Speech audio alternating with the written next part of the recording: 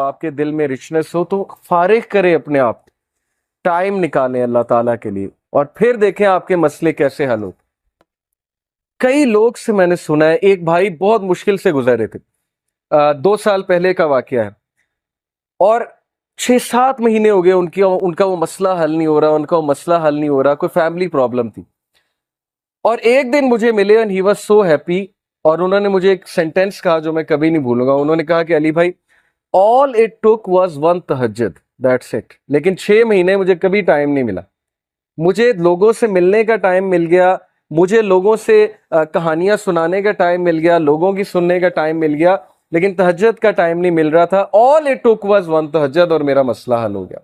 تو امام شافعی رحمہ اللہ نے کہا کہ میکنگ دعا ایٹ دا ٹائم آف تہجد is like an arrow which does not miss its target.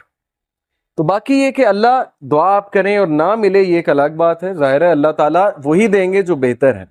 لیکن یہ سینٹینس یاد رکھنے والا ہے کہ all it took was one تہجد۔ تو اپنے آپ کو فارغ کریں،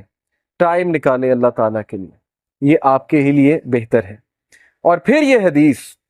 انس بن مالک reported the messenger of Allah صلی اللہ علیہ وسلم said، Allah Almighty said، حدیث قدسی ہے، O son of Adam, if you call upon me and place your hope in me, I will forgive you without hesitation۔ اگر تم ہوپ میرے سے لگاؤ گے، امید میرے سے لگاؤ گے، تو میں تمہیں معاف کروں گا، without any hesitation میں تمہیں معاف کروں گا۔ O son of Adam, if you have sins piling up to the clouds and then ask for my forgiveness, I will forgive you without hesitation۔ اور اگر تیرے گناہ آسمان تک جا رہے ہیں اور آسمان کی طرح پائل اپ ہو چکے ہیں، کلاؤڈز کی طرح، یعنی اتنے سنز ہو چکے ہیں کہ تم اسراف کر چکے ہو، اور تم مجھ سے معافی مانگو گے، میں تمہیں معاف کروں گا، لیکن سچے دل سے توبہ کرو گے، میرے پاس آؤ گے، میرے سے بات کرو گے، مجھے ریکگنائز کرو گے، تو میں تمہیں معاف کروں گا۔ تو کویسچن یہ ہے کہ کیا ہمارے ہوپس اللہ تعالیٰ سے لگے ہیں یا ہمارے ہوپس کریشن سے لگے ہیں؟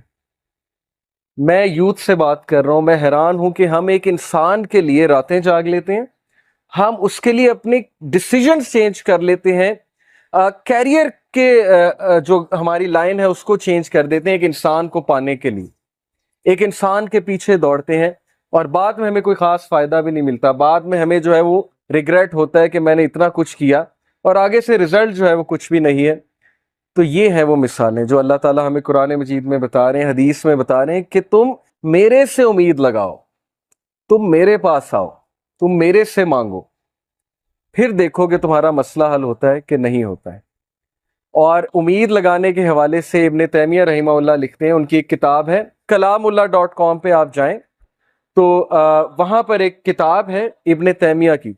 I think relief from distress, yes exactly یہ نام ہے، ریلیف فرام ڈسٹریس سے ریلیف کیسے ملنا ہے، اوکے یہ کتاب ہے۔ وہ کتاب اس آیت کی تفسیر ہے، لا الہ الا انت سبحانک انی کنت من الظالمین، صرف ایک آیت کو پکڑا ہے ابن تیمیہ نے اور پوری کتاب لکھ دی۔ اس میں وہ ایک بات لکھتے ہیں کہ اسلاف جان بوجھ کر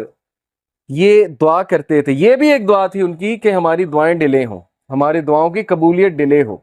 اب یہ ہمارے لیے، ہم جیسے لوگوں کے لیے جو دنیا میں بہت ڈوبے ہیں، بڑی عجیب بات ہے، ہم تو چاہتے ہیں یوں دعا قبول ہو، میں اللہ سے مانگوں اور چیز میرے سامنے ہو، چاہے وہ میرے لیے بہتر ہے یا نہیں ہے۔ اسلاف کہتے تھے کہ ہم جان بوجھ کے وش کرتے تھے کہ دعائیں ڈیلے ہوں،